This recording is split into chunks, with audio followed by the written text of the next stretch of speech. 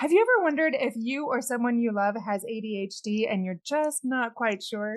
Today's episode is for you because we break it down with our special guest, Dr. Jennifer Dall. So stay tuned.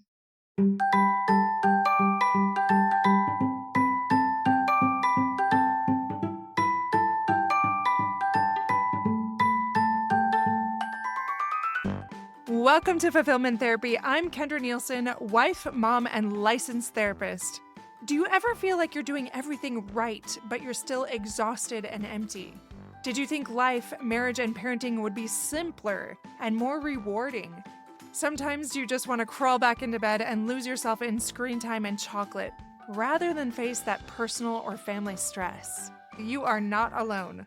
This podcast helps you break free of the rat race and build a richer, more meaningful life, flourishing incrementally and realistically, improving your mental health and wellness, and living with deeper purpose beyond the mundane, no matter where you are in life's journey.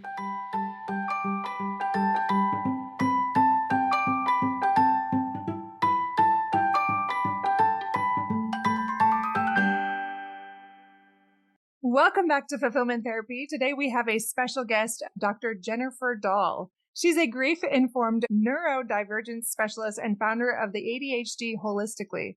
She was diagnosed with ADHD later in life, and she blends over 25 years of experience as an educator, coach, and grief educator to help women embrace practical, personalized strategies for thriving. Through her holistic approach, she empowers individuals and professionals who support them to reframe ADHD as a path to growth and self-discovery. So thank you so much for being on the show with us today. Thank you so much, Kendra. So tell me a little bit about you outside of your bio. I started in education. I taught and worked in education for about 25 years. I taught special education and general education. I worked with students with disabilities and with ADHD. Over time, I started working with more and more girls. They began to get more diagnosed. At first, it was pretty much all boys that I had. And as I learned more, as I went to more school and I taught more students, I just began to wonder what was going on with me.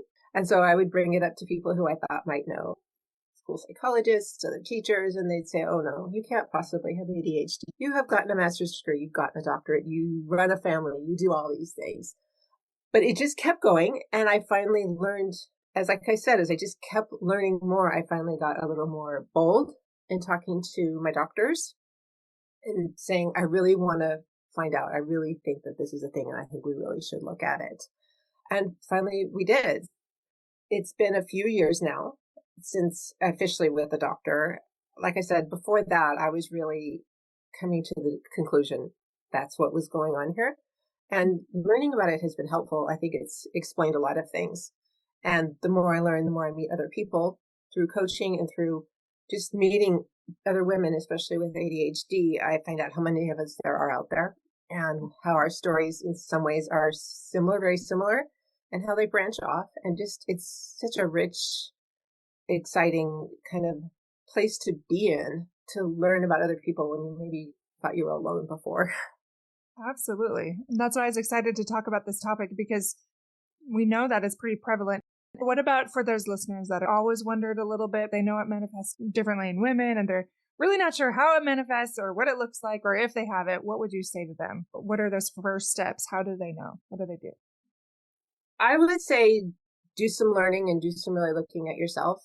I'm assuming if you are starting to have these questions, it's either because you've heard from other people, you've read books or podcasts or things on maybe social media, or another way that a lot of women lately seem to be getting diagnosed is because of their children, their own kids in school. Somebody has said, hey, I think we need to look at your son or your daughter and see if they have ADHD. And in the process, as they're answering questions and going through it, they start to realize how much it applies to themselves because there is this hereditary component to it.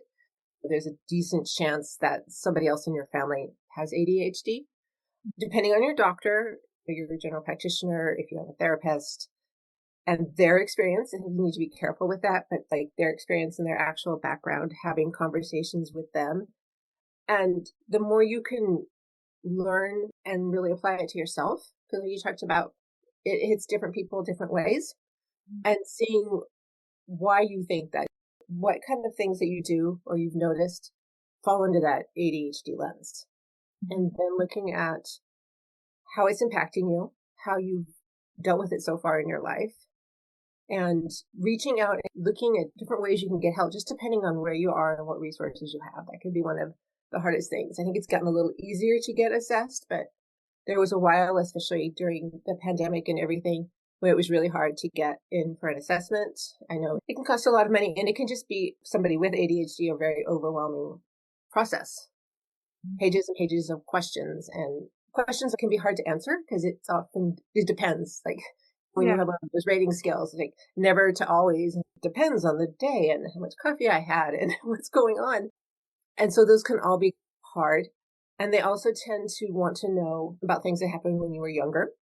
I know when you were looking at kids for it, it's easier to look at what teachers have been saying over the last few years. But when you're a little bit older, getting those records is hard. They didn't know what they were looking at. Even talking to family members who may or may not have ADHD and know they have it, it can be hard because that's all their filter. So what I really like is looking inside of you. Why am I thinking this about myself? What is it that's bringing it up? Is it the lack of organization? Is it the emotional dysregulation? Is it the forgetfulness? You obviously listened or read something that clicked. So starting with that, what was that or those things? How are they impacting you? And what are some things you could do to work on that? Not to fix it, to solve it, but to work on it. You probably already have a lot of strategies that you use, which may or may not be that helpful. Some of the strategies we pick up when we're younger work then, but aren't always good later. The more you can learn about yourself and really honestly see what works for you, that I think is some of the best. Do you mind sharing a little bit about your own story? You said you were diagnosed later. Do you mind sharing why it was so helpful, what you did that kind of helped you understand, or what kind of things that were affecting your day-to-day life? A lot of it was emotional regulation and organization, and realizing that some of the things, like having all kinds of great ideas. When we think about ADHD, we often think about the 8-year-old boys who are active. Their hyperactivity is outward, whereas with a lot of us, the hyperactivity is more inside our brains. So I'll be sitting there looking like I'm paying attention, and my mind is going 100 miles an hour. I had first gone in earlier, and I think it happens with a lot of women, is they're like, oh, you have depression and anxiety, so here's an antidepressant. They don't look a lot into what else might be going on. And there's times when ADHD is co-diagnosed with it or instead, so they may not really see it.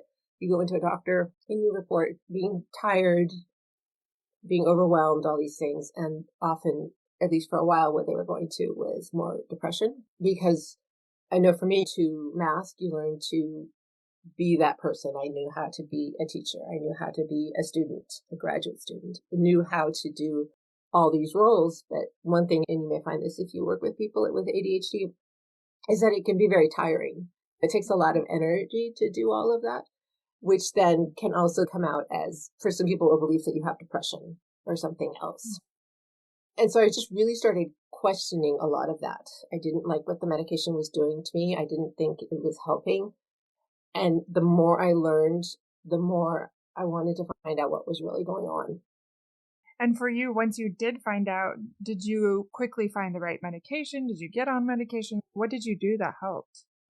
I think it opened myself up to being able to look more and ask for more things that I need. I did not go on medication. I have been on an extremely long process of going off of an antidepressant. That is one of the worst to go off of.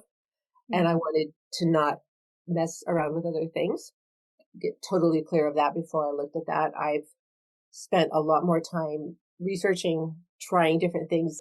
I think one of the things that I find other women talking about also is you let yourself off the hook. Because so these things that have been going on, it's really easy to blame yourself. And as a kid and in other places, people may blame you. You are distracted. You are lazy. Why don't you do this? Why do you always do that?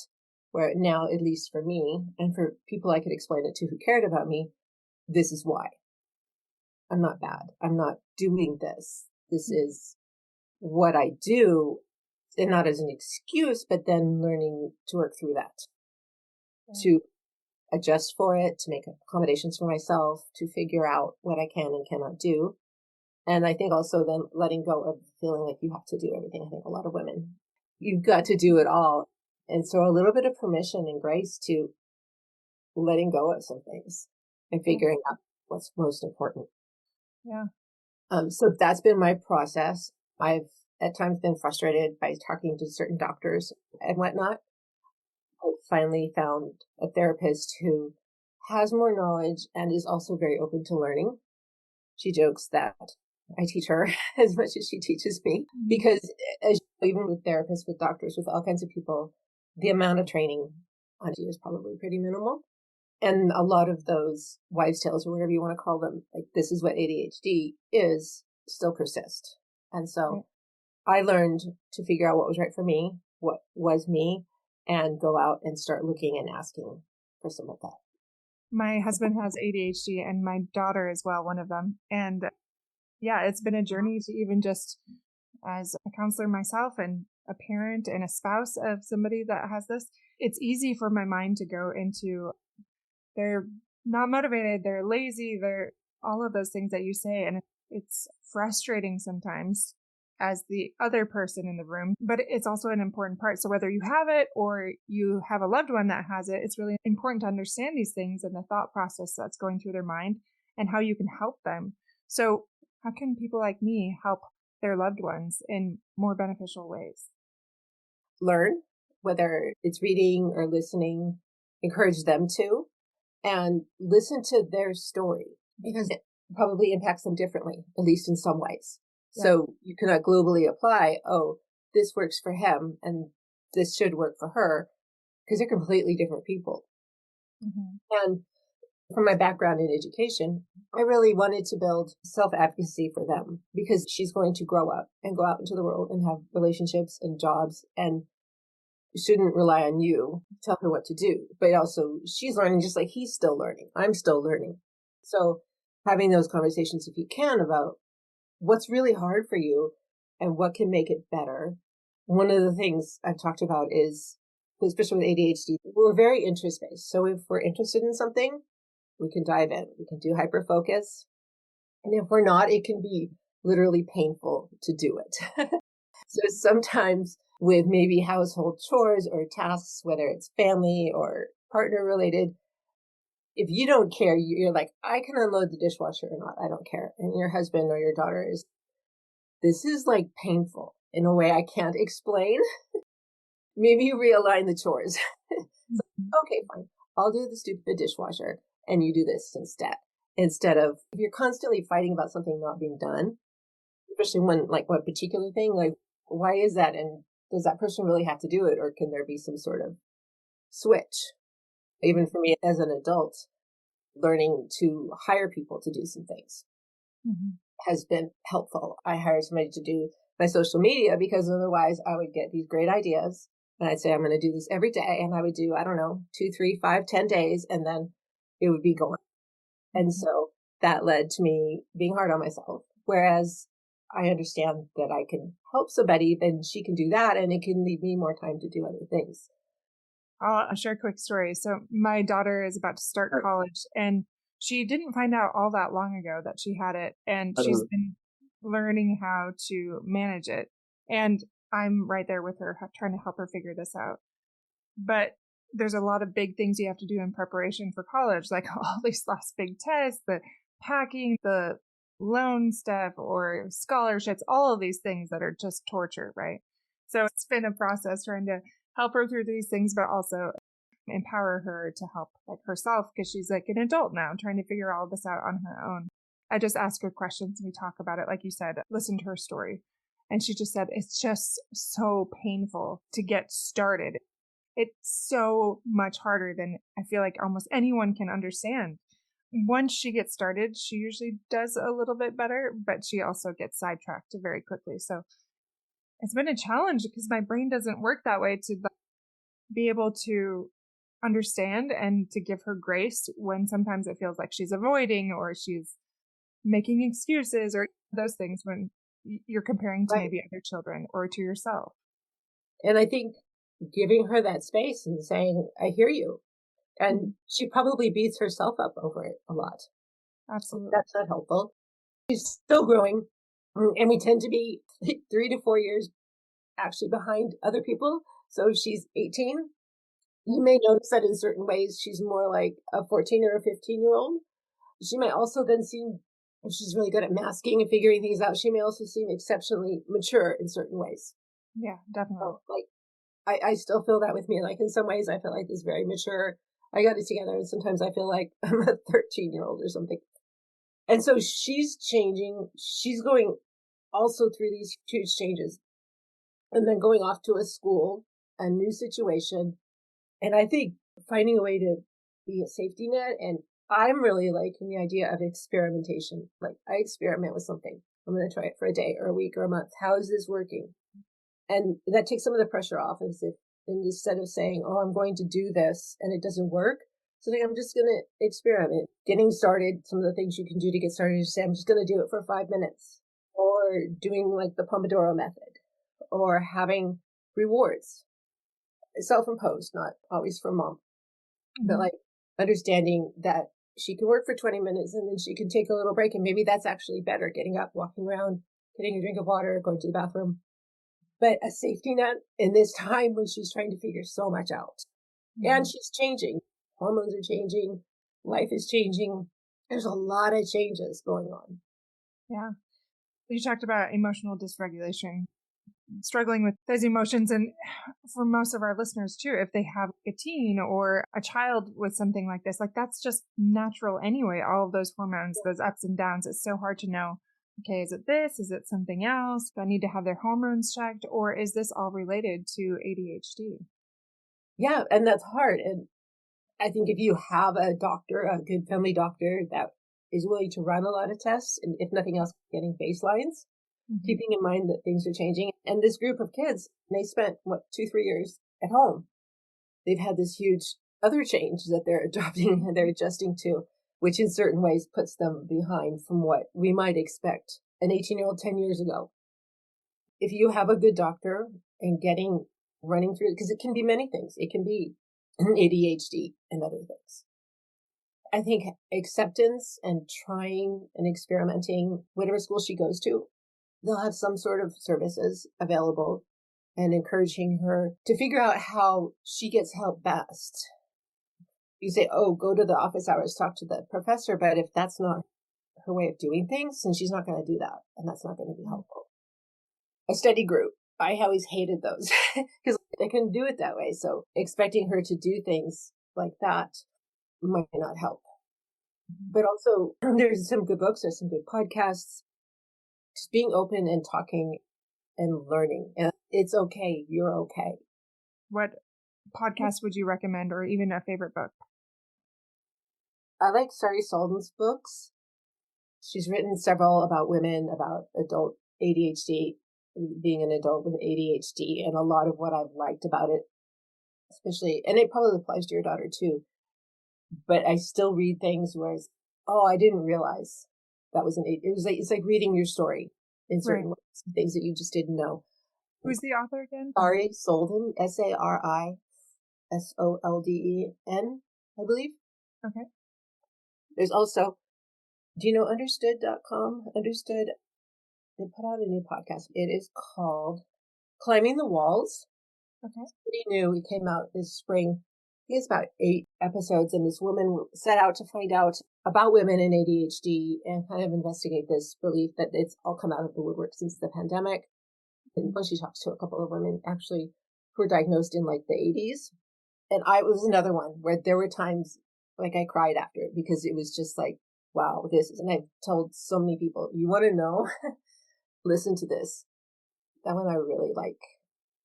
I think it's good for, if you have ADHD and you're trying to figure it out, and if you care or work with somebody who has ADHD, especially a woman, like really hearing, wow, that's what you went through and that's hard. And it's one of those invisible things.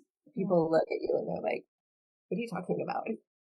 Yeah, that'll be helpful. And thanks for the recommendations. We'll put those in the show notes too, because I know a lot of us are always like, okay, how do I do this? How do I be a better parent, a better spouse in this way? And, or even in ourselves.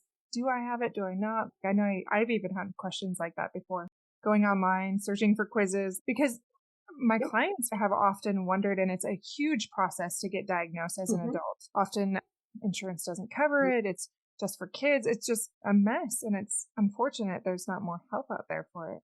Yeah. And I think a lot of the diagnosis tools are still aimed at kids, not at adults with lives with all these things. Some of the questions are much more, you would see, I used to fill them out for kids in school.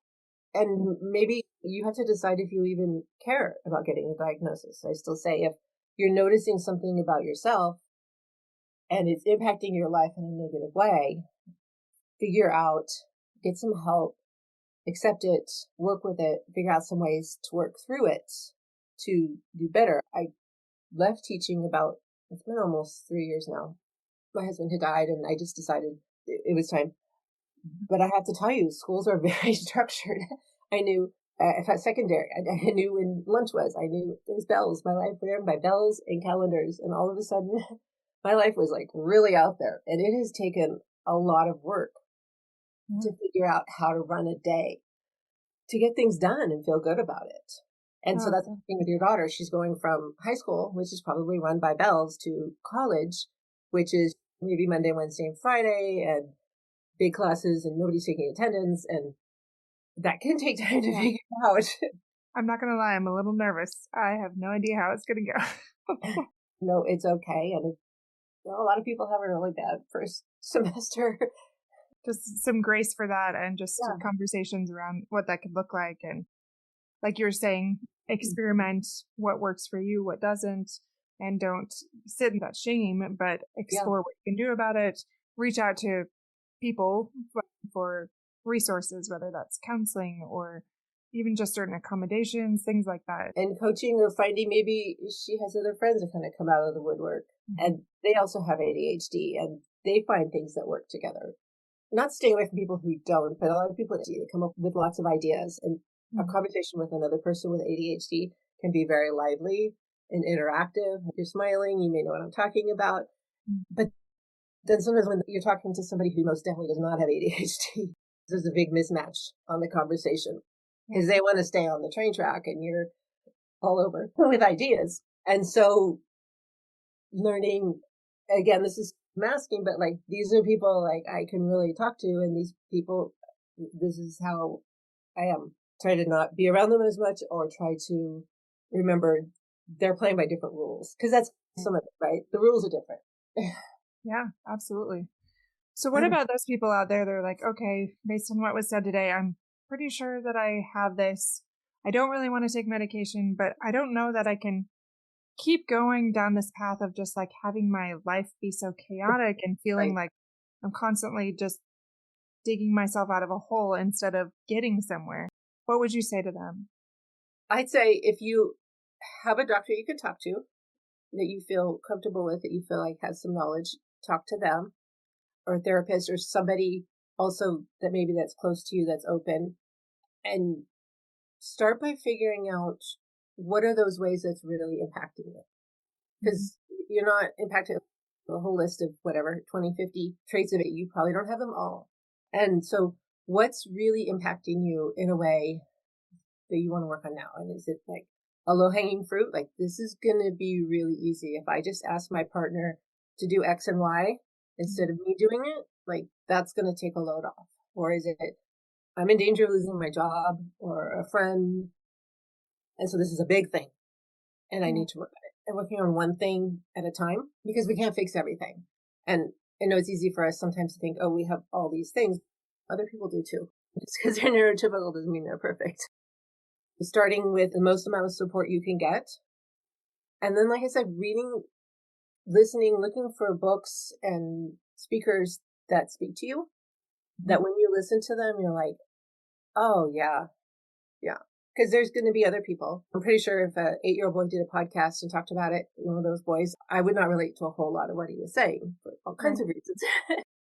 But some of these things, especially if she's a young woman or if you're a woman, finding some of the women that talk about this and seeing what they say, and sometimes just hearing that somebody else is going through it can just take a huge load off. I'm not broken. I'm not alone. I can do this one little step at a time. It's an experiment. Just try it. Yeah. It almost, And then celebrate it. my family grew up with degenerative hearing loss. Most of us at a young age don't have great hearing. And I had to learn during college to advocate for myself. I'd never even thought of that before. People just talk to you like you're an idiot and you just go with it because you're embarrassed. Over time, I learned to stand up for myself more and be like, hey, actually, this is blah, blah, blah, blah, blah. Maybe you could even do that with G in a certain way. Definitely. And I think your story, I don't know if you told your daughter or shared this with her, but yeah, they're two different things, but it's the same thing. I was afraid. It was hard.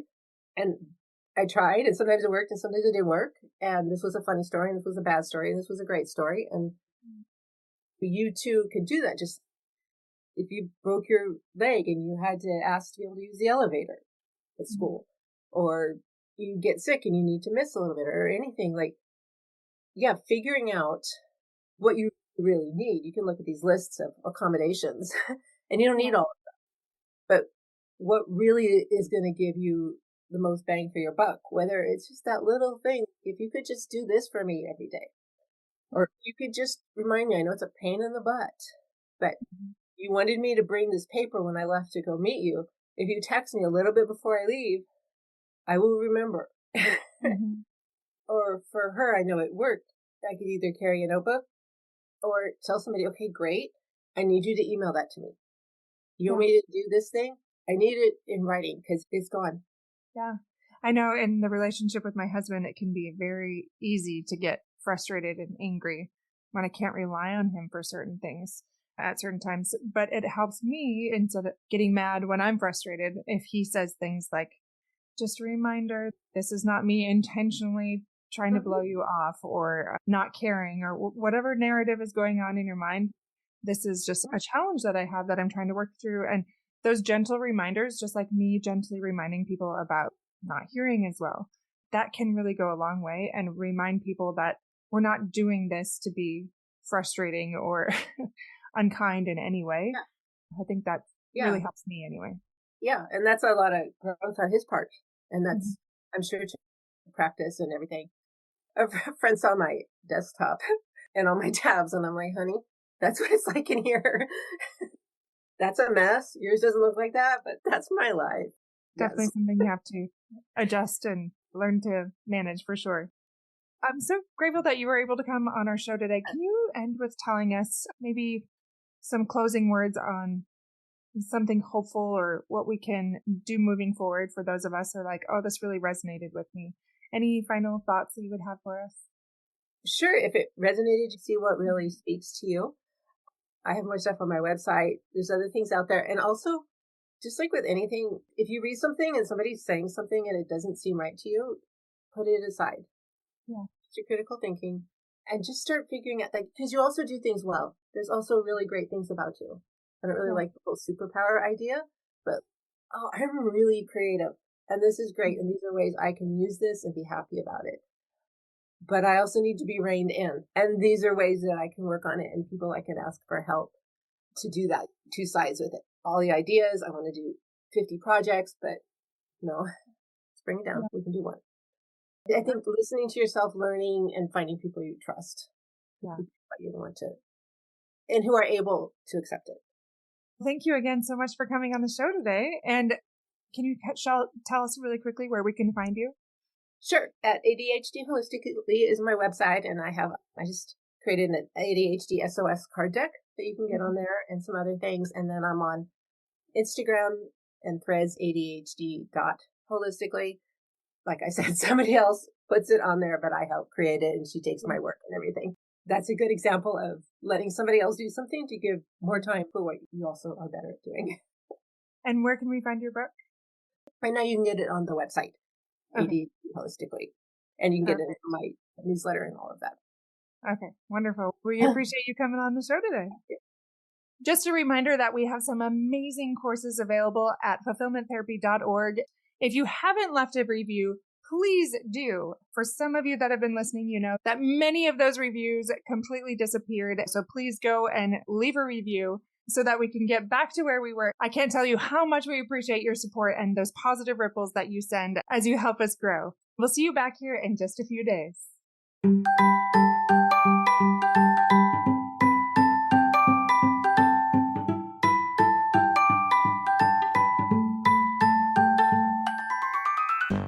Hey friends, if you enjoyed this episode, a quick 30-second share can help someone else find support and help this podcast grow. Leaving a review on Apple Podcasts boosts visibility and keeps the show alive. Your simple acts make a big difference. I'll see you back here each week for more life-changing episodes.